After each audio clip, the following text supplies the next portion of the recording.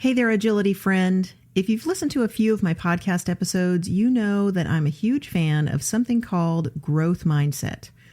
You can have access to the best instruction in the world, and you can have the best dog in the world and the best skills in the world. But if you don't have a solid mindset and approach to the challenges that sport and life are going to toss your way, you're not going to be able to really make the most of all of those bests that you have. You know, best instruction, best dog, best skills, all that stuff. I'm so passionate about the importance of our mindset when it comes to dog agility and really everything in life that I've written an ebook about growth versus fixed mindset, what the hallmarks of those two mindsets are, and how one can really propel you along your agility journey and one may really be holding you back, maybe without you even being aware of it. That ebook is not for sale anywhere, but it is available for free to subscribers of my email list. So if you're curious about what a growth mindset is, what a fixed mindset is, and how to ensure that you've got the right mindset for making the most of your dog agility training and handling journey, head to podcast.theagilitychallenge.com and scroll down till you see the link to subscribe to my email list and get that ebook. It's totally free and it's a game changer. Check it out today at podcast.theagilitychallenge.com. In his book, The Little Book of Talent, author Daniel Coyle has the following to say about developing what he calls hard skills, which I introduced in the last Agility Challenge tip number 7. He says that to develop reliable hard skills, you have to connect the right wires in your brain. You want to be careful, slow, and highly aware of errors. You want to work like a careful carpenter. And he uses the example of something called the Suzuki music instruction method. Now, Suzuki students begin by spending several lessons learning simply how to hold the bow and the violin with the proper finger curve and pressure, the right stance, and the right posture. Each fundamental, no matter how humble, is introduced as a skill of huge importance because, of course, it is of huge importance. When it comes to agility with our training and our handling, we're often so keen to get into the ring with our dogs or to get on course with our dogs or to do the fancy sequences that we completely overlook the fundamentals.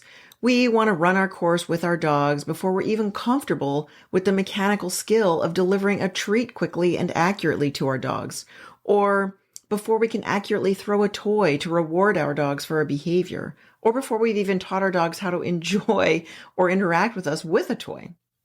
We want to be out on course competing before we even understand the complicated footwork of a front cross.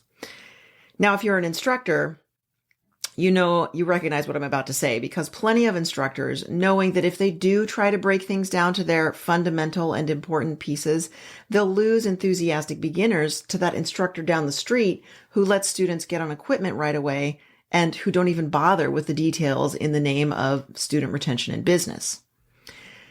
So, left to our own devices, how many of us will carefully and cautiously walk through the steps of a front cross without our dogs until we're comfortable with the hard skill of that front cross footwork and can speed it up a bit more until finally we can do it at a run?